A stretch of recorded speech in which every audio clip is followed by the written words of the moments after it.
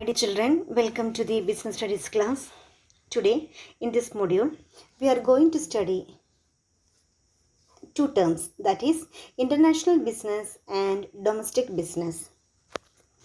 According to my John D. Daniel, international business is all business transactions, private and governmental, that involves two or more countries. Private companies undertake such transactions for profits. Governments may or may not do the same in their transactions. Conducting and managing international business operations is more complex than undertaking domestic business because of variations in political, social, economical, cultural environments across the countries. Business firms find it very difficult to extend their domestic business strategy to foreign market.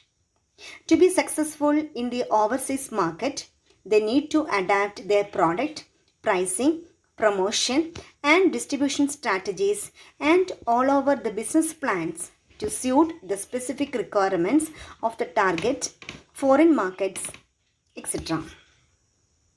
In this module, we are going to study the main differences between domestic business and international business.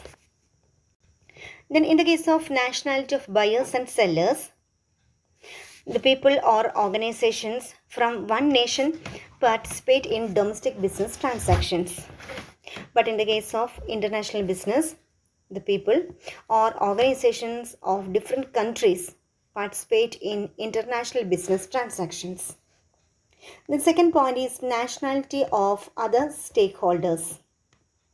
In the case of domestic business, various other stakeholders such as suppliers, employees, middlemen, shareholders and partners are usually citizens of the same country.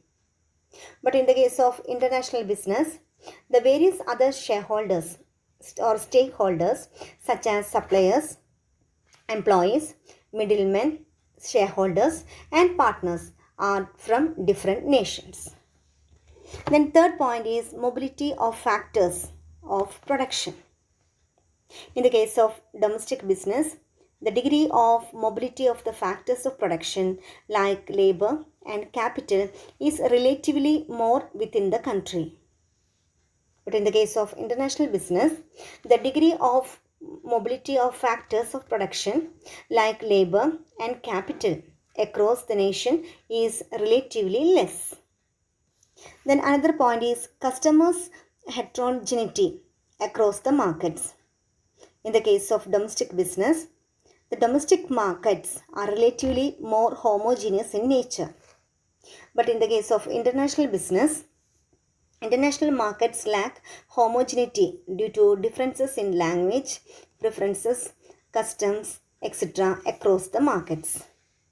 Then another main difference is differences in business systems and practices.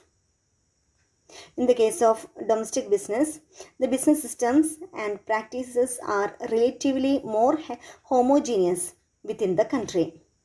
But in the case of international business, the business systems and practices vary considerably across the countries. Another important point is political systems and risk. The domestic business is subject to political systems and risk of one single country.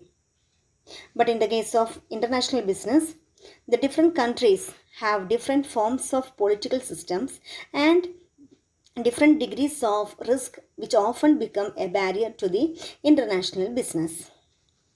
Then regarding the business regulations and practices, the domestic business is subject to rules, laws and policies, taxation system, etc. of a single country. But in the case of international business, the transactions are subject to rules, laws and policies, tariffs and quotas, etc. of multiple countries. And the last one is currency used in business transactions. In the case of domestic business, the currency of domestic country is used. But in the case of international business, The transactions involves use of currencies of more than one country. In international business, this business concerns use the various countries' currencies. These are the main differences between domestic business and international business.